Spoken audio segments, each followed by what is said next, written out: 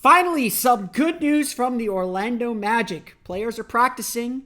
Whether they'll come back or not is a question for tomorrow, perhaps. But we're going to take some stock of the Orlando Magic as it seems like they're turning a corner injury-wise. We'll take a look at the Eastern Conference standings and the upcoming schedule. It's time for Thanksgiving edition of Locked On Magic. You are Locked On Magic, your daily Orlando Magic podcast. Part of the Locked On Podcast Network, your team every day.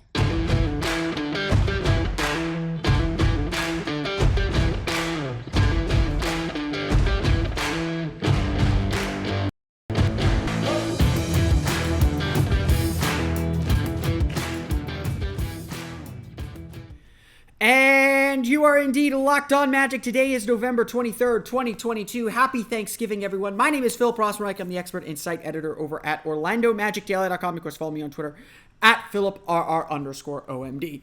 On today's episode of Locked On Magic, some familiar faces back at practice for the Orlando Magic. May not mean that everyone's back Friday, but we are getting closer and closer. The light is coming at the end of the tunnel. Hopefully it is not an oncoming train, but we'll have to wait and find out. We'll talk about what happened at Magic practice today as the Magic did get a couple guys back. We'll look at the NBA standings, take a look at where the Magic stand in Eastern Conference and their upcoming schedule as the gauntlet of the schedule begins this weekend. But before we do any of that, we want to thank you again for making Locked On Magic part of your day every day. Whether you're listening to us on Thanksgiving to escape your family, that's okay. No judgments here. We all have to do it. Or listening to us on Friday or whenever. We truly appreciate you making Locked On Magic part of your day every day. Remember, there's a great Locked On podcast covering every single team in the NBA. Just search for Locked On and the team you're looking for. The Locked On Podcast Network, it's your team every day. Today's episode is also brought to you by SweatBlock. If you or someone you love is experiencing embarrassing sweat or odor, try SweatBlock. Save 20% with promo code LOCKEDON at sweatblock.com. Also available on Amazon. Well, let's just get this out of the way. I have teased it long enough. 2.5 minutes is long enough to wait to hear the news. Markelle, Fultz, Paolo Banchero, Mo Wagner all participated in the Orlando Magic's practice on Wednesday. Now, important to note, that does not mean they are back yet. Jamal Mosley said, specifically with Paolo, that whether he plays Friday night against the Philadelphia 76ers will be determined based on how he's feeling after going through a practice, going through the workout routines, and where he stands Friday morning. Certainly, the signs are all indicating that Paolo will be back. I think that is fairly safe to assume. Mo Wagner also pointing in the right direction. It's good to see him back after the midfoot sprain kept him out for most of the for the entire season to this point. That's certainly a very good sign. Again, I won't say I won't surmise or guess much more than that. Wendell Carter, his status is still up in the air. We'll see what the injury report says when it comes out. Chuma Okeke also very much up in the air as well. When we were in the practice facility, Chuma Okeke was in the back while the team was finishing up practice and some of the shooting drills. He did come back onto the court as they broke their huddle. So whatever that means, that's what it means. So yes, Orlando's still dealing with a lot of injuries, but especially getting the news that Markelle Fultz is back on the practice court, practicing with the team in whatever capacity he's practicing with the team, that is such a clear positive sign that this era, this time where the Magic are down so many players, is coming closer and closer to an end. It may not be this weekend, and that's okay. We're again, the Magic don't put timelines on things. They're not going to rush things. Paolo, I thought, had a really interesting comment that he made during his press availability today. We were asking Paolo a little bit about the recovery process, and he said, I've never really been hurt before, and I wanted to kind of rush through the process. I wanted to get back as quickly as I could, and that's always the goal. But he said that he probably pushed himself too quickly, and of course that's what the report came out, or that he practiced with the team initially right after the injury, and then eventually was shelved for a week, because he really wasn't ready. So, again, a learning process for him, and it's going to help him further on down the road to understand, okay, take care of your body.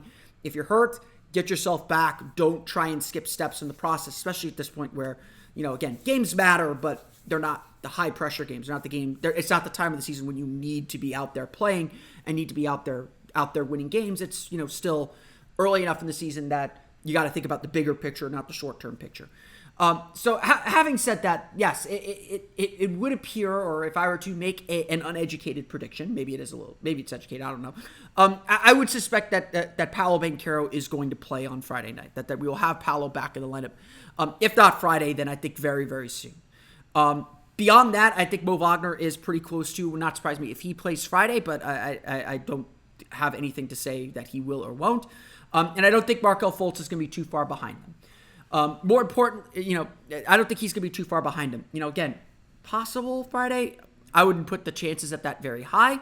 I would say, the Magic have their little road trip. They go to Brooklyn, and then I think, where do they go after that? No, they come back home next Wednesday for Atlanta. They go Brooklyn, Atlanta, then at Cleveland, at Toronto. We'll dive into the schedule here in a minute. But it wouldn't surprise me if either Markelle is going to be back either next week or the week after. So I think he's still a little ways away just to kind of build up his conditioning. And again, that's really kind of the main thing that the Magic want. They don't want, a guy may be healthy, but they want to build back up that conditioning. They want to build back up the ability to play and play permanently in their guys so that they're not having to take breaks and having to step back and kind of, pull back the lever. When guys are back, they want them back. That's been the overarching philosophy.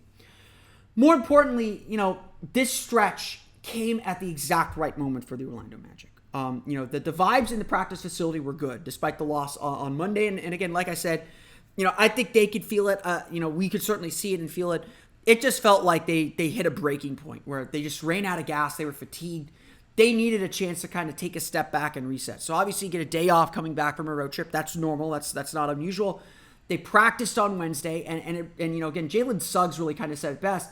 Having Markelle back, having Mo back, having Paolo back, kind of finally gave them the bodies to go out and practice hard. Again, you teach a lot during practice, but this was a chance to kind of sharpen a little bit, to sharpen the iron, as everyone likes to say, iron sharpens iron, to sharpen themselves and actually get some real practice and real competitiveness in.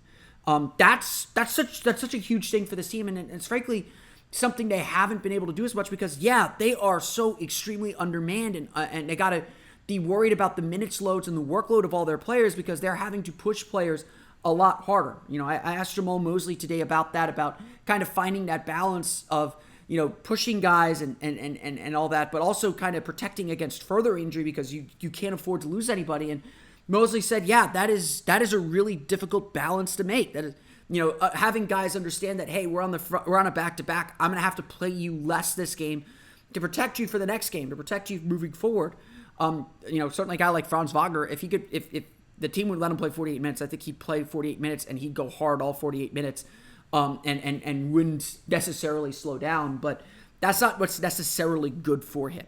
Again, the Magic kind of have to eat some bad minutes right now because of their lack of depth. So, getting injured guys back, that's going to cure part of that problem. And then certainly having a good hard practice, I think is going to clean up some of the defensive and offensive mistakes that this team is making. Again, proof will be in the pudding.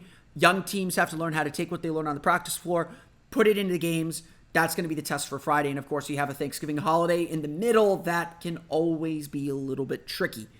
Overall, it's a good day. Obviously it's a good day, and obviously the Magic hope that the end of this injury run is in sight. They certainly hope that this is it. That very soon this team is going to feel the comfort, is going to feel the confidence that comes from, hey, we've got the roster we imagined we were going to have. We've got the competitiveness that we imagined we were going to have.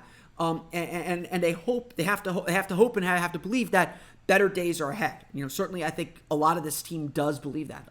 The one thing that has been pretty astounding and pretty encouraging about this group is very much how bought in everyone is to what they're doing. They believe in what they're doing. They believe in their future. They believe in what they're capable of accomplishing. They just know that they've been playing with one arm tied behind their back a little bit with all these injuries that they're facing. And they're obviously not done with it. Who knows when Jonathan Isaac's going to be back. I'm still hopeful that it'll be by the end of the year. I don't think he'll be out much longer. I think that time is coming very, very soon. Mo Wagner and Markelle Fultz, being kind of next in the chute.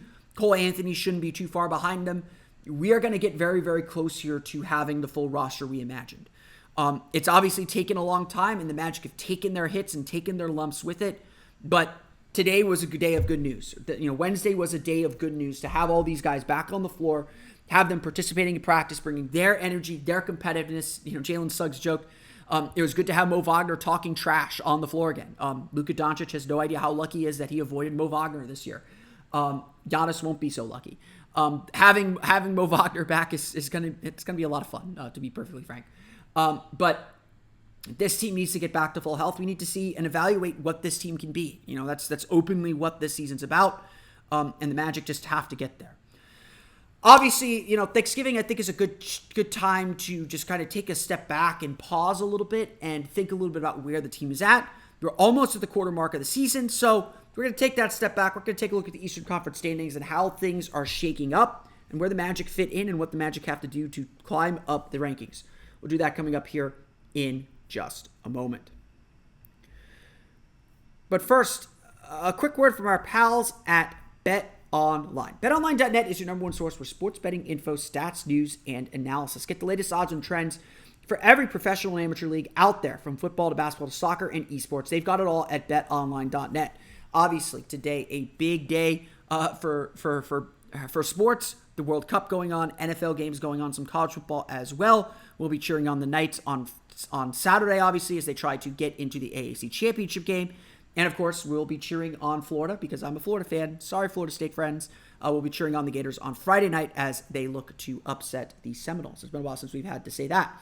And if you love sports podcasts, you can find those at BetOnline as well. They're always the fastest and easiest way to get your betting fix. So head to the website today or use your mobile device to learn more. BetOnline, where the game starts. We want to thank you again for making Locked On Magic part of your day every day, especially this Thanksgiving Day. If you're listening on Thanksgiving, if you're listening on Friday, that's cool too. If you're in line shopping, listening to us, we love you for that. For your next listen, though, check out the Locked On Sports Today podcast. From the games that matter the most to the biggest stories in sports, go beyond the scoreboard and behind the scenes with local experts and insights only Locked On can provide.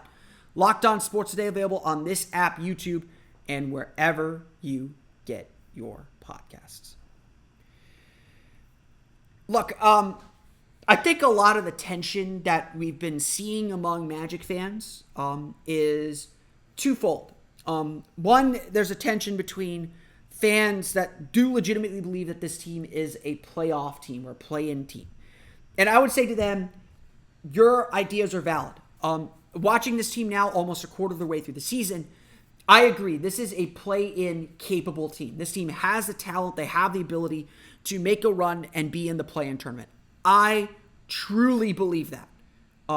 Whether they do it or not will be another story entirely, but this group does have the talent, and I honestly cannot be upset that you are holding them to that high standard. I cannot be upset that there are fans out there that see the talent on this team, that believe they are play-in capable, and want to hold them to that standard. That's what the Magic wants you to do, honestly. That's what Jamal Mosley wants to do. Where the tension is maybe the allowance for mistakes. I think this is a play-in capable team, but I am not expecting the play-in tournament this year. This team is still incredibly young. Obviously, they're still dealing with a ton of long-term injuries. Their margin for error is very, very small. And so it's not surprising to me to see how much the Magic have struggled record-wise, how much the Magic have struggled here, but at the same time, still be incredibly hopeful for what this team can be. And I think it's really important as we dive into this to say that, yes, the Magic have put themselves in a little bit of a hole. Yes, the Magic have struggled through this part of the season, but they are not out of anything yet. It is still too early in the season to draw conclusions. It is still too early in the season to give up on bigger goals. The Magic could burn off 5 in a row here and easily be in play-in position and be in the play-in battle. Again, I've had followers who are on the extreme end of things. I've literally said, like, hey guys, like let's let this team get healthy first before we make any conclusions and before we say anything about this team. Very clearly, though, the Magic are not like the Sacramento Kings or the Memphis Grizzlies, young teams that have zoomed ahead and put themselves firmly in the playoff picture. It's going, if the Magic are going to make a play and run, it's going to be an uphill climb. It's going to take something sparking and clicking in a way that it has not, and certainly has not here since 2019 when the Magic went 22-9 to close the season, to rally from a 5-game deficit at the All-Star break to make the NBA playoffs at 42-40. If I were to guess right now, and we're going to dive into it here in a bit, play-in tournament's going to be 500. If the Magic want to make the play-in tournament, if the Magic want to do that, they've got to get to 500. And obviously, as good as the Magic have been, as interesting and intriguing as the Magic have been, they're still far away from that. They're still not there yet. And, again, part of what this season's about, in my opinion,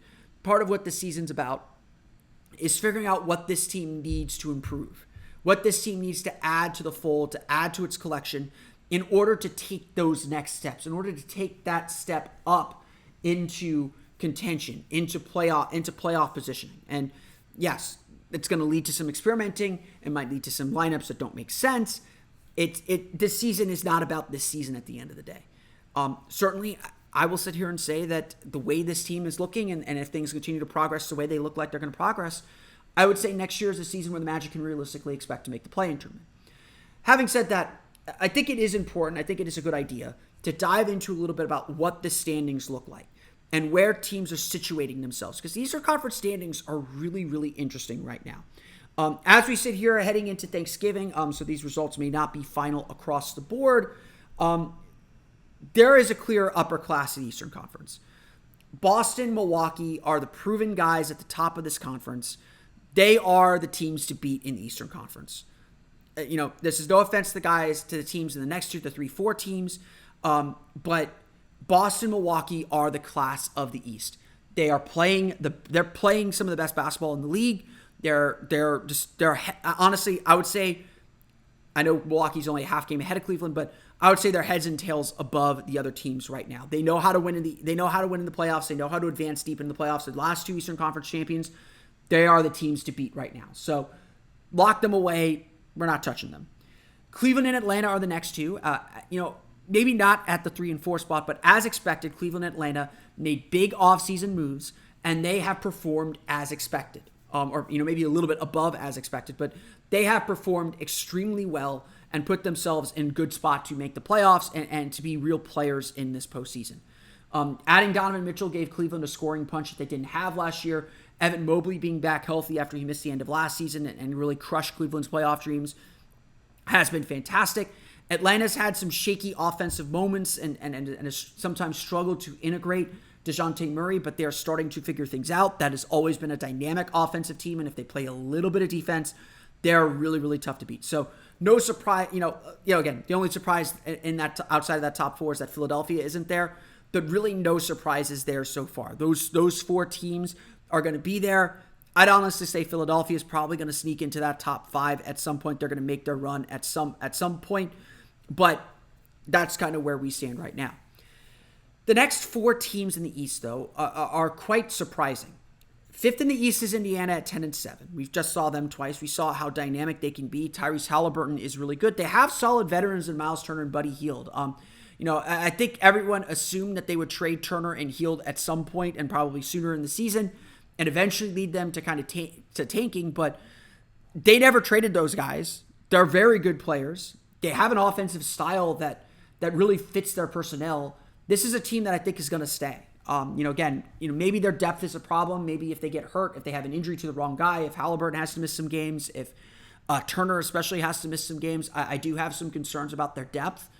But that team has a very distinct style. They know exactly what they're doing. They're well coached.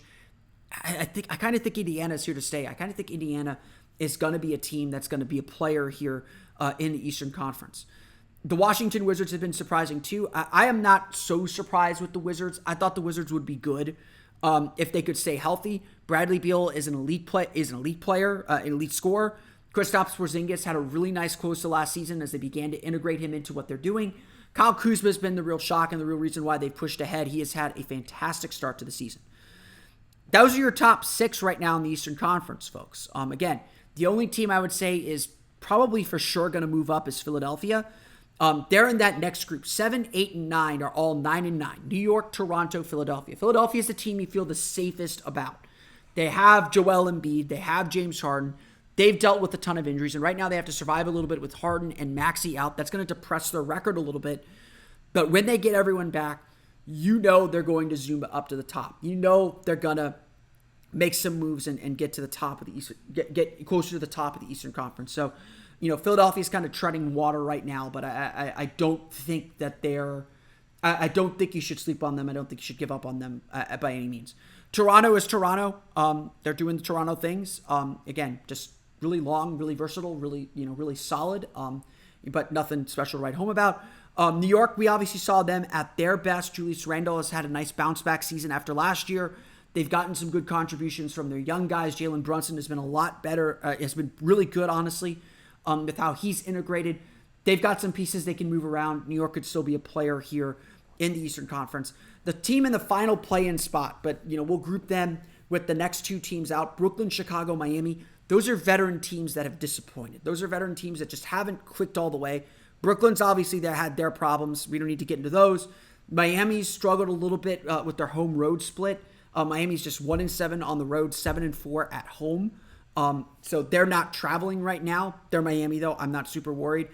We just saw Chicago. Chicago's had a ton of struggles this year. Something just feels off about them. They're still missing some key players. Their defense has been solid, but their offense just hasn't clicked. And, again, DeMar DeRozan carries them pretty far. Zach LaVine's been hot and cold. Nikola Vucevic hasn't been a great fit with everything that they're doing.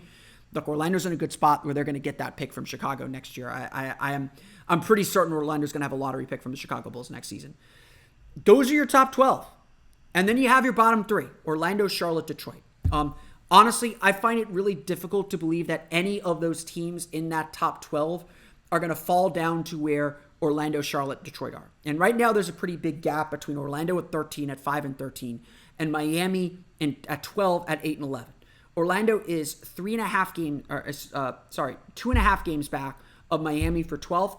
They are currently 3.5 games back of Brooklyn for 10th. So again, 3.5 games, not impossible to make up. The Magic burn off 5 straight games. They're at 10-13. 10-13 is probably going to help them pick up 2 of those games. Probably put them a game and a half back. So again, this Magic team just has to learn how to win a little bit. And that's really the difference between the teams that I just described at the top. Again, Indiana is probably the youngest team of that group, and they figured out how to win, and they've got a really good coach in Rick Carlisle that's really taught them well and really identified their style. This is kind of what we expected with Orlando, where everything just working against them to finding consistent success. Orlando is a young team that doesn't know how to win, frankly, with a young coach that is still learning how to be a head coach and going through his growing pains as a head coach. That's all things the Magic signed up for. They're cool with that because they think it'll help them down the road or make it better down the road. I do think Detroit is good, but they're without Cade Cunningham. That's one of the reasons why they are struggling. They're 2-8 in their last 10. Charlotte's 2-8 in their last 10. They're struggling with injuries. They're struggling just to kind of put all their pieces together. Again, so we'll see what happens as LaMelo Ball gets more time on the court with that group. But Orlando may be the best of the bad bunch in the Eastern Conference.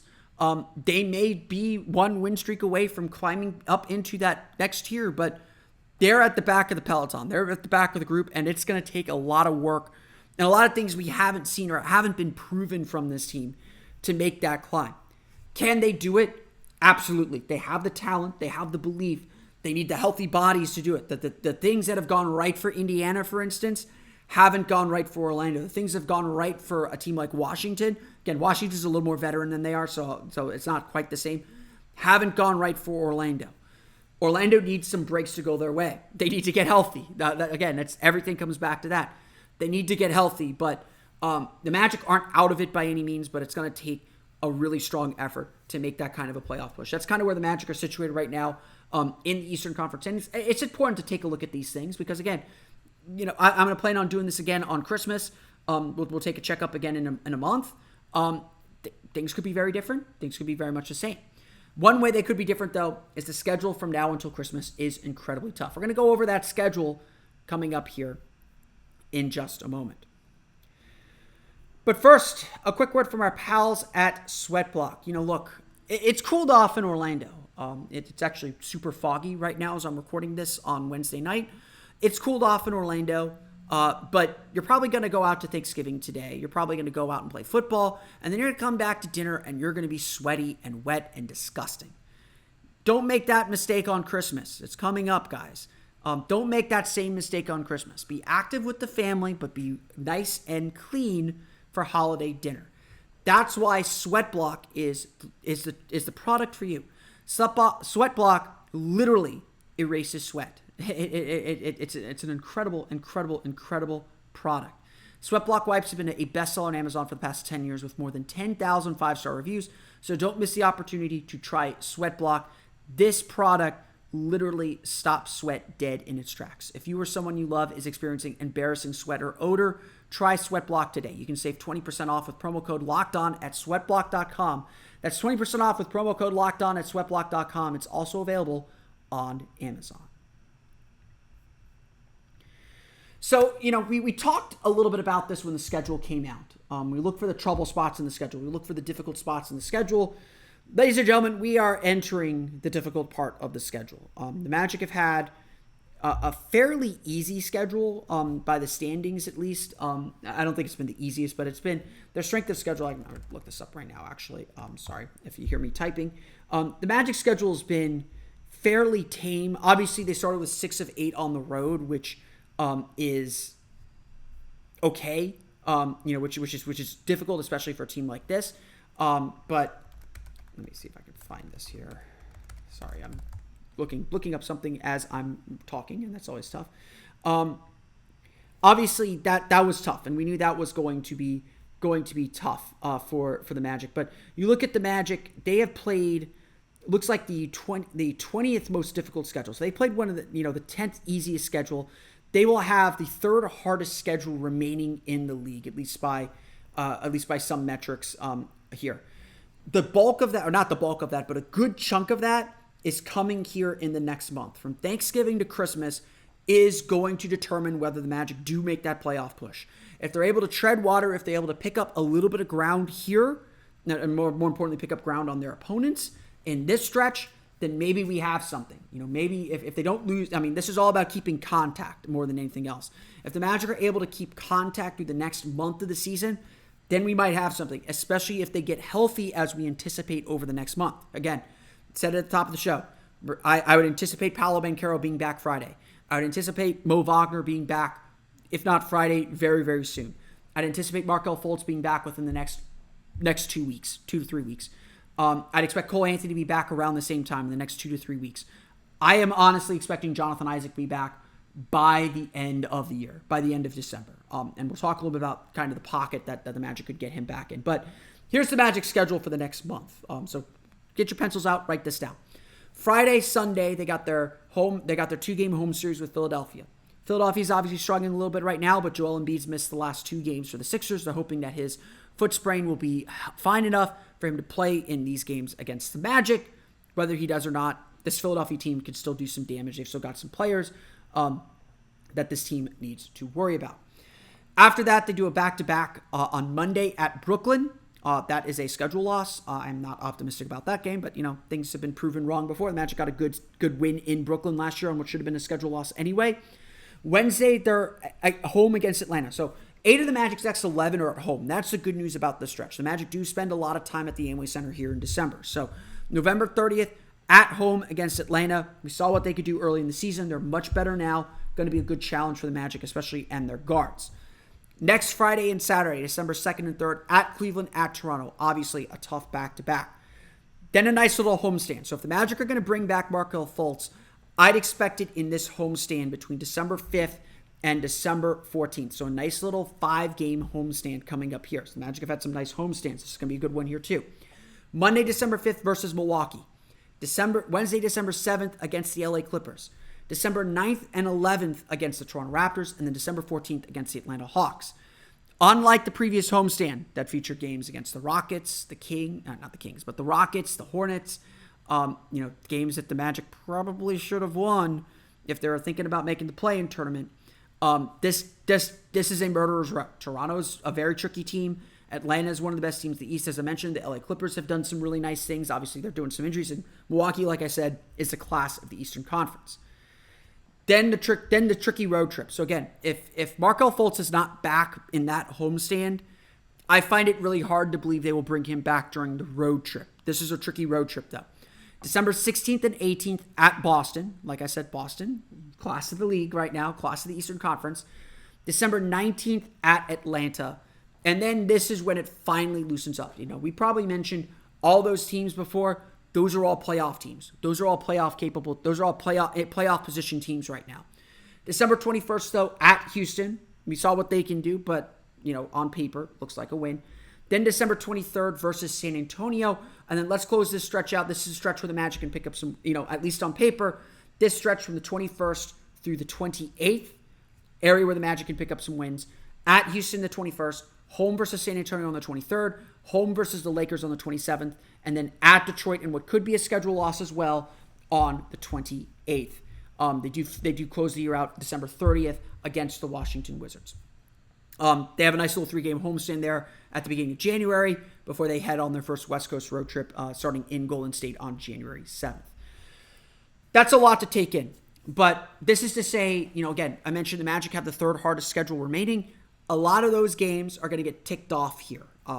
Milwaukee, 2 against Boston, 1 against the Clippers, 2 against Atlanta. Cleveland, 3 against Toronto. The Magic are going to tick off a lot of those really difficult games, at least from their Eastern Conference schedule, during this stretch, during this next month. And so again, we talk about whether the Magic can keep contact with the leaders in the Eastern Conference playoff race. They've dropped some games they needed to win. They needed to win that game against Detroit in the opener. It's the opener. It's kind of random. I don't lose sleep over that one. The effort against Houston, the effort against Charlotte, those are the games that hurt you. Those are the games that keep you from making the play-in tournament, from making that kind of a run. Blowing the big lead at Oklahoma City, blowing the big lead against Sacramento. If the Magic are a play-in team, again, they're probably not, but if the Magic end up 2-3 games shy of the play-in tournament because they got hot at the end of the season, those are the games you're going to look back at and say, we learned a lot those games, but man, it'd be nice to have them right now. This is going to be the stretch that determines what the Magic season is from a result standpoint.